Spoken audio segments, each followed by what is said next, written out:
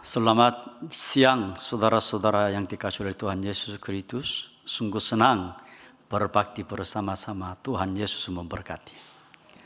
제가 이렇게 인사드리면 어느 나라 말 같습니까? 인도네시아 말입니다. 인도네시아 선교사였기 때문에 인도네시아 말로 여러분들에게 인사드렸습니다.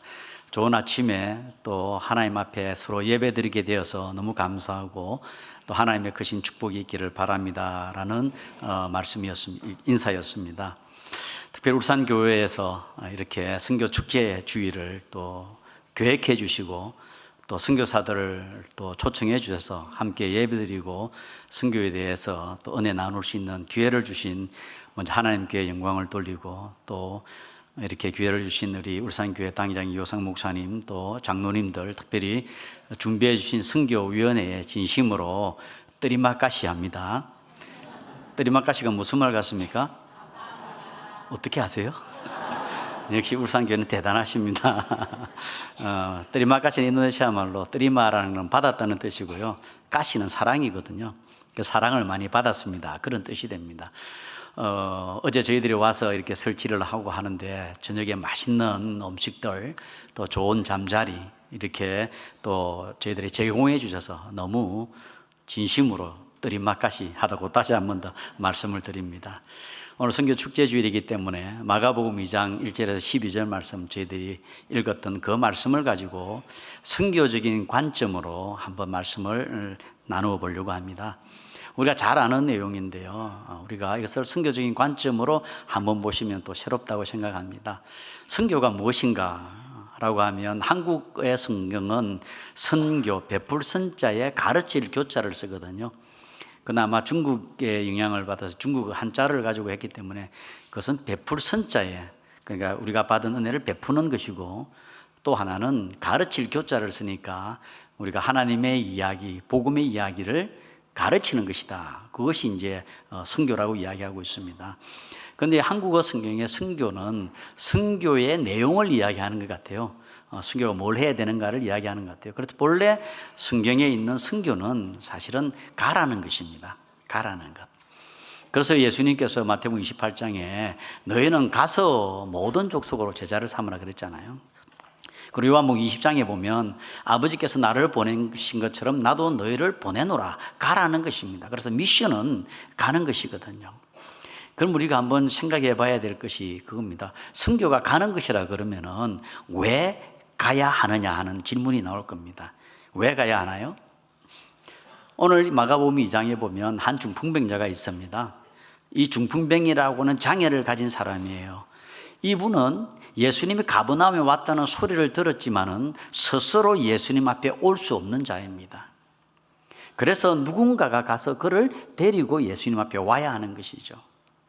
그래서 이렇게 육신적인 중풍병에 걸려 있어서 예수님을 만나보지 못하는 사람들이 있는 것뿐만 아니라 전 세계에 보면 영적인 중풍병에 걸려서 지금도 죽어가고 있는 수많은 영혼들이 있는 겁니다.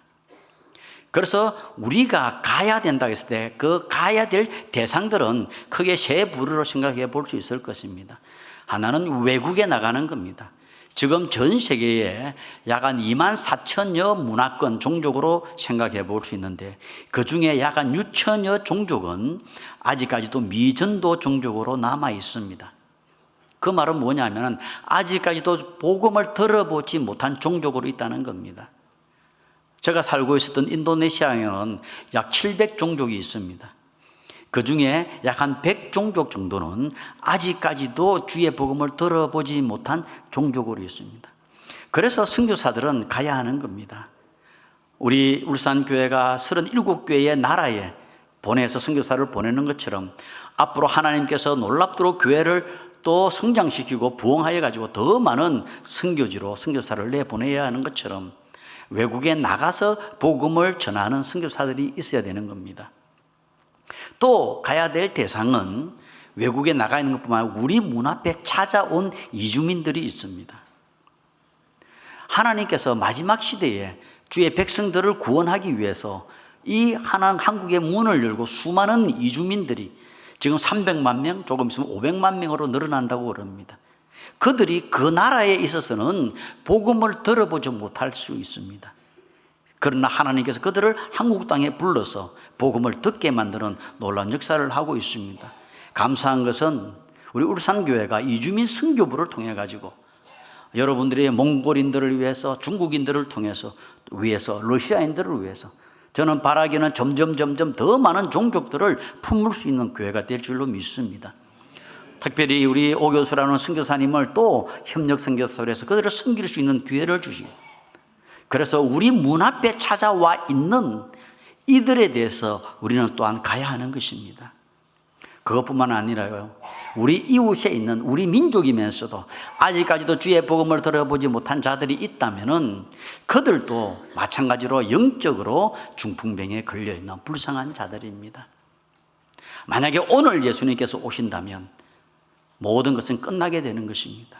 그러나 예수님께서 아직까지 이 땅에 오지 않았다는 것은, 다시 재림하지 않았다는 것은 마태복음 24장에 있는 말씀처럼 이 천국 복음이 모든 민족에게 증거되고 그리고 땅끝까지 전파되었을 때에 주님께서 오신다라고 약속해 주셨습니다. 그럼 아직까지 안 오셨다는 것은 무슨 이야기인가요? 아직도 구원받아야 될 백성들이 있다는 겁니다. 그 백성들은 복음을 들어야 하는 것입니다. 그래서 우리는 가야 하는 겁니다.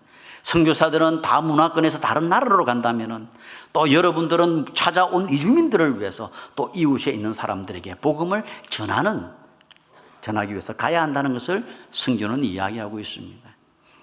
그럼 우리가 또 하나 생각해 볼 수 있습니다. 성경은 가는 것이라 그랬는데, 그럼 누가 가야 하는 겁니까? 누가 가야 하는 것이냐는 거죠.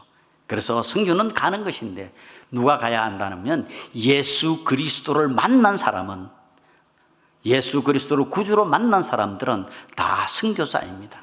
선교사적인 삶을 살아야 하는 것입니다.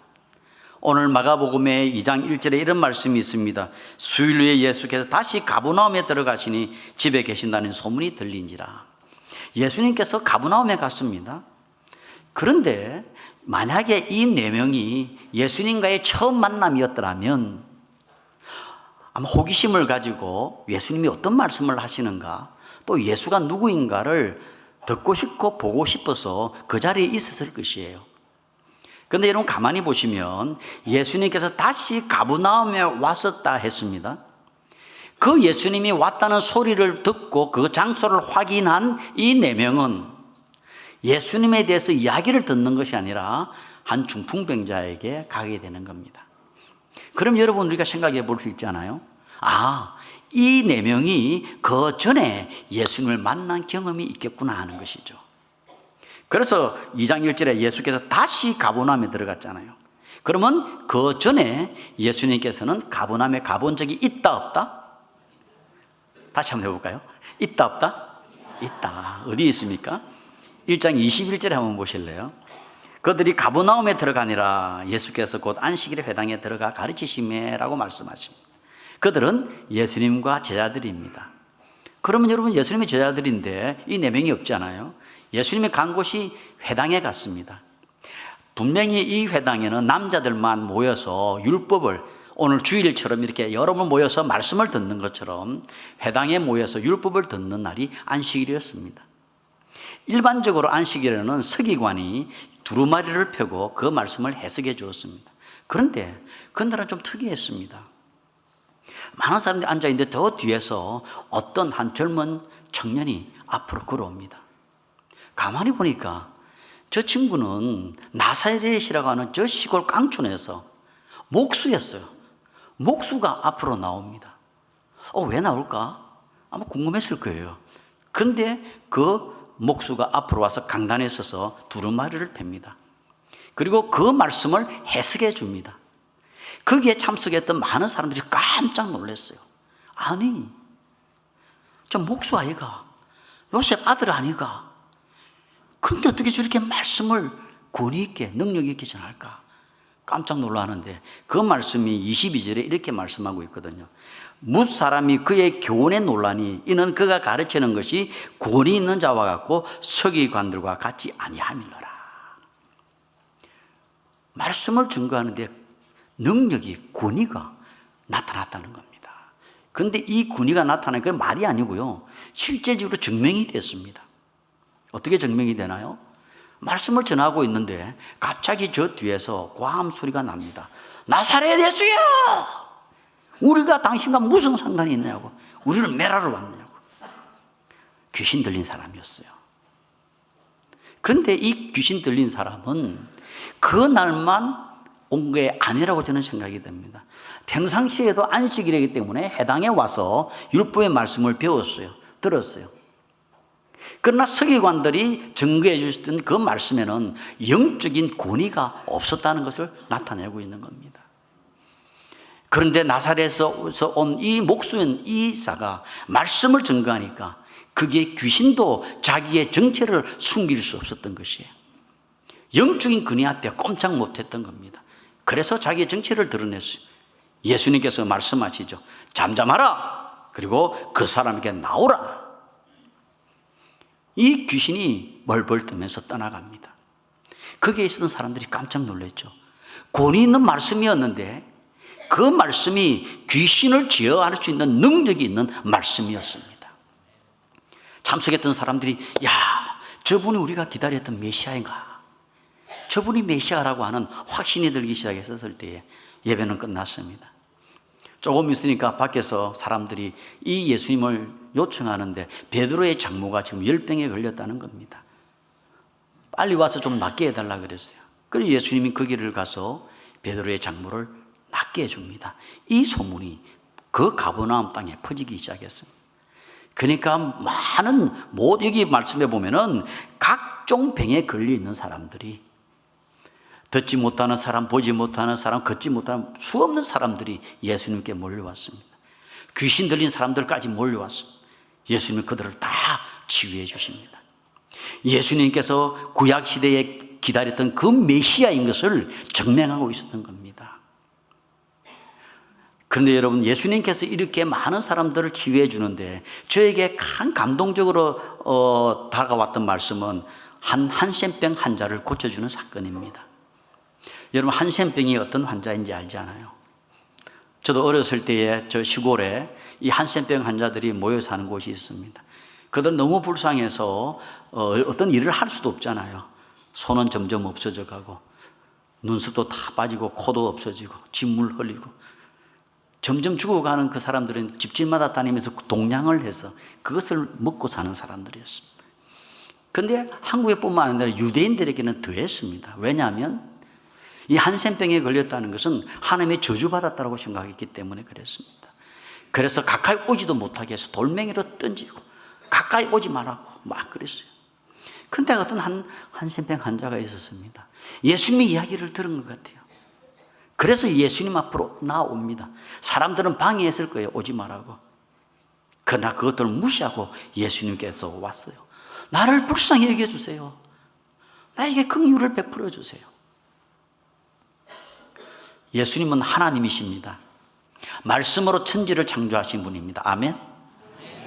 죽은 나사로를 나사로야 나오너라 했을 때 그냥 나왔습니다. 귀신을 떠나라 할 때 다 떠났습니다. 보지 못하는 저 눈을 떠라 해서 다 뜨게 했죠.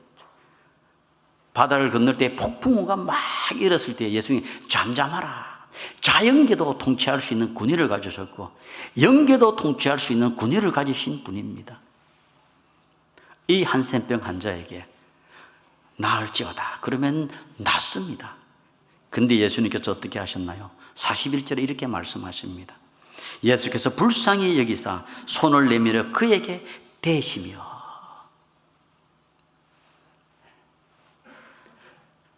그 썩어가는 그 몸에 예수님께서 손을 댔다는 겁니다. 내가 원하니까 그 다음을 받아라.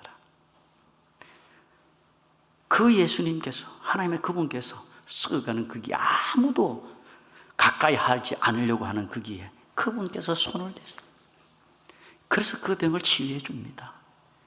이 네 명이 그 모습을 보았을 때에 저분이다. 저분이 정말 우리의 메시아라는 것이죠. 그래서 이 예수님을 만난 이 네 명은 그냥 있을 수가 없었어요. 그래서 예수님께서 다시 가버나움에 왔다는 소리를 들었을 때에 친구에게 뛰어가는 겁니다. 사랑하는 성도 여러분, 우리는 예수님을 만났습니까? 내 죄를 용서해 주기 위하여 십자가에 돌아가셨던 그분, 그가 찔림은 우리의 허물을 인하하며 그가 상함은 우리의 죄악을 인하하며 그가 징계를 받은 우리의 평화를 누리고 그가 채찍에 맞으면 우리가 나음을 입었도다. 우리는 다 양 같아서 각기 그 길을 제 길을 갔지만 우리 무리의 죄악을 그에게 담당시키셨도다.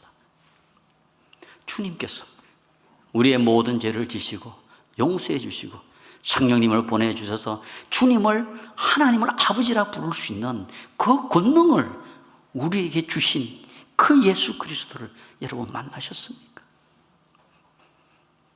정말 우리가 예수님을 만난 자들이라면 우리는 그냥 있을 수 없는 것이죠. 그래서 내 이웃에게, 내 누구에게 내가 만난 예수 그리스도를 증거하는 것이, 그래서 선교하는 것입니다. 사랑하는 성도 여러분, 그래서 이 4명은 주님을 만난 그 감격에 주님께서 다시 가버나움에 왔었을 때에 그들은 친구를 데리고 오는 겁니다. 선교도 여러분 그런 거라고 생각합니다. 예수님을 만난 우리가 현장에 뛰어가서 선교하는 사람은 선교사고요. 또 여러분들은 또 선교사를 위하여 기도하고 돕는 교회가 있고요. 그래서 이 중풍병자 스스로 올 수 없는 자를 데리고 오기 위해서는 내 부류의 사람이 필요한 겁니다. 선교는 선교사만 할 수 있는 것이 아닙니다. 이 선교를 위해서 교회가 있어야 됩니다. 교회가 선교사를 위하여 기도하고 헌금하고 돕고 위로하고 돕는 이 일들을 감당해야 하는 것이죠. 선교사가 있어야 되죠. 선교를 보내는 교회가 있어야 돼요. 그리고 선교사들을 잘 훈련시키고 그들을 케어하고 도와줘야 될 선교 본부가 있어야 되는 겁니다. 그래서 이 3개만 가지고는 되는 것이 아니라 선교사들이 현장에서 섬기고 있는 그 교회, 현지 교회와 함께 선교를 하는 겁니다. 그래서 현지의 지도자들을 양육시키고 훈련시키고 그들이 동력자가 되어가지고 이 4명이 들 것을 가지고 이 중풍병자를 들고 오는 것처럼 죽어가고 있는 그 영혼들에게 이 4명이 들고 주님 앞으로 오기 때문에 선교는 혼자가 아니라 동력이라는 것입니다. 그래서 이 울산교회가 지금 많은 곳에서 37교회 87명의 선교사를 보내고 함께 하는 이것이 바로 선교라고 하는 겁니다. 근데 여러분, 선교가 쉽지 않잖아요. 전도도 여러분 쉽지 않고 그렇잖아요. 이 4명이 중풍병을 제자를 데리고 딱 왔었을 때에 예수님과의 바로 만날 수가 없었습니다. 장애가 있었습니다. 방해가 있었습니다. 사람들이 너무 많은 거예요. 그래서 성경 보면 사람들 때문에, 그 무리들 때문에 갈 수 없다 그랬어요. 그러니까 이런 방해가 있고 장애가 있는 데서 우리는 포기할 수 없는 것이 선교인 것입니다. 그래서 선교사들이 늘 그런 이야기를 합니다. 선교하는데 여러분 들리는 것처럼 선교 기도 편지를 받다 보면은 비자 문제를 해결해야 된다고, 또 추방되는 문제 때문에 어려움을 당하고 있다고, 자녀들이 학교에 적응을 못해가지고 이런 이야기들을 수없이 들을 때 여러분 기도하지 않습니까? 그 선교사들이요 스트레스를 많이 받거든요. 다 스트레스를 받기는 마찬가지지만 그 선교사들끼리 하는 농담이 있습니다. 그 이제 농담은 뭐냐면은 그 코끼리 쇼 이야기거든요. 혹시 동남아 지역에 가보시면 이 코끼리를 이제 조련시켜 가지고 그 쇼하는 게 있습니다. 뭐 앞발 들어 그러면 이게 팍 들기도 하고요. 돌아라 그러면 빙글빙글 돌기도 하고, 의자 같은 거 하나 놓고 거기 올라가 그러면 이제 올라가기도 하고. 그리고 이런 건 보셨죠, 그죠? 이 조련사가 이제 이 코끼리를 이제 훈련시키는 거거든요. 어느 날 하루는 이 선교사가 너무 스트레스가 많이 받았어요. 그래서 남자들은 스트레스 받으면 밖을 나가거든요. 그래 밖을 나가가지고 막 돌다가 보니까 그 어느 그 공원에 이 그 코끼리 쇼를 하는 장면을 보게 됐어요. 근데 이 조련사가 이런 제안을 하는 겁니다. 여러분들 중에 이 코끼리에게 눈물을 흘리게 할 수 있는 사람이 있다면은 내가 그 사람에게 돈 100불을 주겠습니다. 이러는 거예요. 근데 여러분 실제로 코끼리는 눈물을 흘린대요. 다른 동물은 모르겠는데 코끼리는 눈물을 흘린대요. 그러니까 아무도 야 그거는 조련사만 할 수 있지 우리가 어떻게 할 수 있겠냐 하고 있는데 이 선교사가 손을 드는 겁니다. 저거 한번 해볼까요? 그랬죠. 그 보니까 이상하게 생긴 외국인이 그러니까 그래 한번 해봐라 그랬어요. 그래가지고 이 선교사가 코끼리에게 갔습니다. 코끼리에 귀에 대고 이러는 거예요. 코끼리야, 나 선교사인데 너무 힘들어. 지금 비자 문제가 어려워가지고 공안이 나를 잡으려고 막 쫓아다니는데 숨을 데도 없는 것 같아도 너무 힘들어. 애들은 학교에 가는데 말 안 되고 왕따가 되어가지고 집에 오자마자 집에 가지고 난리야. 코끼리야, 어떻게 하면 좋겠어? 며칠 전에는 집에서 연락이 왔는데 부모님이 지금 병원에 입원했다는데 오늘 내일 하는데 가볼 수도 없어. 코끼리야, 이럴 때면 어떻게 하면 좋을까? 그러니까 코끼리가 선교사를 보니까 너무 불쌍하게 보인 거예요.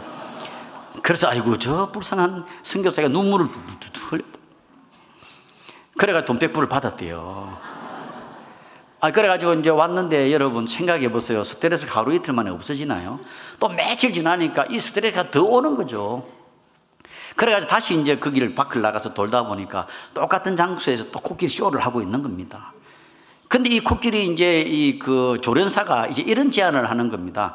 전에 코끼리 눈물을 흘리게 해가지고 돈 100불 받아간 사람인지 몰라도 이건 못할 거예요. 그러면서 하는 게 뭐냐면은 코끼리 고개를 앞으로 막 흔들고 좌우로 막 흔들게 하는 사람에게 돈 100불을 주겠습니다. 이러는 거예요. 그러니까 아무도 그거는 못해, 조련사만 할 수 있어, 못해 하고 있는데 손을 떡 드는데 보니까 며칠 전에 와가지고 돈 100불 받아간 그 놈이거든요. 그래 조련사가 생각한 것 같아요. 그래, 네가 눈물을 흘리게 했지는 몰라도 이거는 못해, 이거는 못할 거야. 그래, 해봐, 이랬거든요.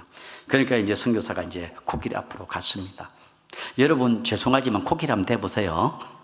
코끼리 귀에다가 대고 경상도 버전으로 이렇게 하는 거예요. 니 내 알제? 어떻게 하실 거예요? 안다고. 니 선교사 시켜줄까? 절대로 선교사 안 해요. 그래서 이 선교사가 돈 100불 받았다는 거 아닙니까?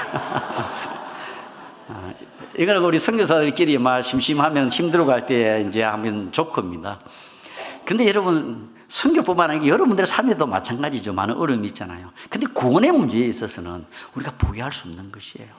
만약에 우리가 포기하면 이 친구는 영원히 죄에서 용서받을 수 없고 그 질병에서 해결받을 수 있는 길이 없습니다. 여러분, 우리가 가서 복음을 전가하지 않으면 그들은 죽어갈 수밖에 없는 것이에요. 아무리 장애가 있고 힘든 일이 있고 우리에게 도전하더라도 선교사는 물러설 수 없는 것입니다. 우리는 나아가야 하는 겁니다. 5월 달에 우리 젊은 한 선교사가 대만에서 순직했어요. 10일 전에는 브라질에서 우리 선교사 한 명이 또 순직했습니다. 선교사를 잘하고 있는데 파리 한 마리 때문에, 파리 한 마리가 뇌를 건드려 가지고 어떻게 뇌를 건드는지 모르겠어. 파리가 목이 그러면 이해가 되는데 이게 바이러스가 돼 가지고 월요일날 병원에 들었는데 화요일날 돌아가셨어요. 이런 위험이 있고 우리를 쫓아내고 자녀들의 문제가 있더라도 우리는 포기할 수 없는 겁니다. 왜냐하면 그 영혼들이 주님을 만나지 못하면 구원이 없기 때문에. 그래서 그런 일이 있더라도 또 우리는 선교지로 나아갈 겁니다. 그들의 영혼을 위하여 갈 겁니다. 오늘 이 4명은 그런 장애가 있더라도 물러서지 않고 갈 수 있었습니다. 그 비결이 뭐였을까? 어떻게 이들은 그 지붕을 뜯었을 때 비난 소리를 듣고 많은 사람들의 손찌름을 벌었겠지만 그래도 그 일을 할 수 있었을까? 그 비결은 저는 믿음이라고 봅니다. 그래서 예수님께서 그들의 믿음을 보시고 그랬거든요. 어떤 믿음입니까? 어떤 문제가 있고 어떤 괴로움이 있더라도 예수 그리스도를 만나기만 하면 해결될 수 있다고 하는 믿음입니다. 선교사역도 마찬가지 아닙니까? 어떤 죄인이라도 어떤 사람이라도 예수 그리스도를 만나면 예수님께서 그의 죄를 용서해 주시고 예수님께서 그 문제를 해결해 주실 수 있다는 건 믿음 때문에 하는 겁니다. 또 하나는 결국 포기할 수 없었던 것은 사랑인 겁니다. 그 이웃에 대한, 이 친구에 대한 사랑이죠. 그러면 우리가 생각해 볼 수 있습니다. 오늘날 우리는 믿음과 사랑을 어떻게 표현해 낼 수 있겠냐는 겁니다. 내가 주님을 믿습니다라는 것을 어떻게 표현해낼 수 있겠습니까?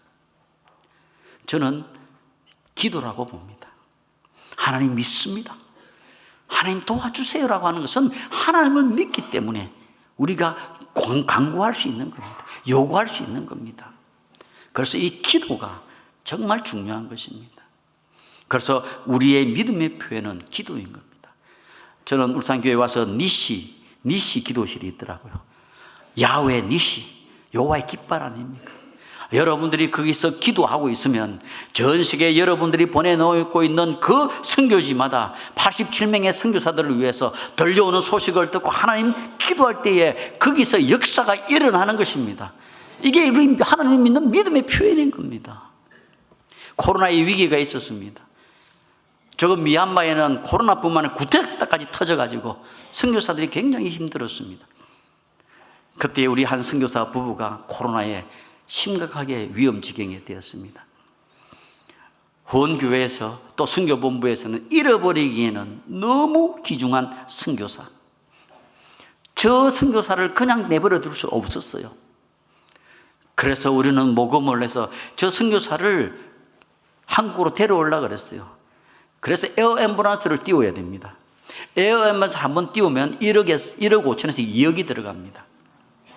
그래도 1억이 아니라 2억이 아니라 3억이더라도 잃어버리기는 너무 아까운 우리의 선교사이기 때문에 후원교회와 본부는 함께 기도했습니다. 그리고 모금을 하려고 했었어요. 후원교회가 돈을 내놓으려고 했습니다. 그래서 이 연락을 취했어요. 우리가 언제 에어 앰뷸런스를 띄울 때인가 준비하고 있으라고. 그 선교사가 이야기를 합니다. 아닙니다. 나를 위해서 1억 5천 2억의 돈이 헌금이 없어지는 건 저는 원치 않습니다. 그러나 교회가 기도해 주시면 우리를 위해 기도해 주시면 하나님이 도와주실 겁니다. 기도해 주세요. 그래서 저희들은 그 이야기를 들었습니다. 그렇게 하기로 했습니다. 에어 앰뷸런스를 띄우지 않고 우리는 기도했습니다. 하나님, 잃어버리기는 너무 아까운 우리의 선교사, 저 선교사를 도와주시옵소서. 간절히 기도했을 때에 하나님께서는 저희들의 기도를 들어주셨습니다. 에어 앰뷸런스를 띄우지도 않고 그 선교사는 회복할 수 있었습니다. 기도입니다. 여러분들이 보내는 선교지, 여러분들이 당하는 모든 문제 앞에 우리가 믿음을 펴는 주님을 바라보는 것이 기도인 것입니다. 또 하나의 비결은 사랑이라 그러지 않습니까? 사랑은 우리가 어떻게 표현할 수 있나요? 사랑은 나눔입니다. 예수님께서 이렇게 말씀하셨어요. 주는 자가 받는 자보다 복이 있다 하셨느니라. 저희들이 존경하는 존 칼빈 선생님은 이렇게 이야기했습니다. 하나님께서는 예수 믿는 자에게, 하나님의 자녀들에게 축복을 주었다가, 복을 주었다 그랬어요. 그 복은 영적인 축복을 주신 것뿐만 아니라, 영적인 축복 구원받은 것뿐만 아니라 물질적인 축복도 주었다고 그랬습니다. 하나님께서 주신 그 축복을 받은 사람들은 두 부류가 있다고 했어요. 한 부류의 사람은 하나님께서 주신 축복을 가지고 거울 앞에 서는 사람이랍니다. 거울 앞에 서면 여러분 누가 보입니까? 내가 보이잖아요. 저도 거울 앞에 많이 섰거든요. 내가 보이는 것이죠. 하나님이 주신 축복을 가지고 나만을 위하여 살려고 하는 사람이라는 겁니다. 또 한 부류의 사람이 있다고 했습니다. 그 부류의 사람은 하나님의 주신 축복을 가지고 창문 앞에 서는 사람이랍니다. 여러분, 창문 앞에 서면 어디가 보입니까? 밖이 보이잖아요. 맑은 하늘을 보면 하나님 감사합니다. 나 같은 자를 구원시켜 주시고 하나님의 자녀로 삼아 주신 거 너무 고맙습니다. 너무 감사합니다. 하나님이 향하여 감사가 나올 것이고요. 또 멀리 이렇게 보면 어렵고 힘들어하는 이웃이 보인다는 겁니다. 그 이웃에게 나의 조그마한 것이라도 나누는 그 사람이 창문 앞에 서는 사람이라고 했습니다. 저는 울산교회 성도님들이 거울 앞에 서서 복을 누리는 것뿐만 아니라 또한 창문 앞에 서서 하나님께 감사하고 또 어렵게 사는 이웃에게 사랑을 베푸는 것. 특별히 감사한 것은 여러분들이 37개국 전 세계를, 이 지구공인데 전 세계를 바라보시면서 어렵게 사고 있는 그들에게 베풀어 주시는 그 사랑, 하나님 결코 잊지 않으시고 그저 사랑을 받은 백성들도 잊지 않을 겁니다. 그래서 이 하나님의 이 믿음은 기도로 표현하고 또 사랑은 나눔으로 표현되는 것이죠. 그리고 또 하나는 나를 드리는 겁니다. 보니까 이제 교회 우리 그 기관들마다 필요한 그 부서들이 있잖아요. 그런 부서들에 시간을 내서 여러분 드리는 겁니다. 우리 젊은이들은 선교에 단기 선교라도 드리는 겁니다. 아마 여러분들 인도네시아에 이번에 또 가신다 그러더라고요. 인도네시아도 가시는 겁니다. 여러분 보낸 곳에 단기 선교라도 가서 그것을 섬기는 겁니다. 하나님이 원하신다면 여러분들이 선교사로 가는 것이죠. 어떤 일본에 갔던 선교사 이야기가 있습니다. 근데 이 선교사는 일본 가기 싫었어요. 하나님이 야, 너 일본에 가서 선교 좀 해줘. 그러니까 싫어요 하나님. 나는 일본 절대로 안 가요.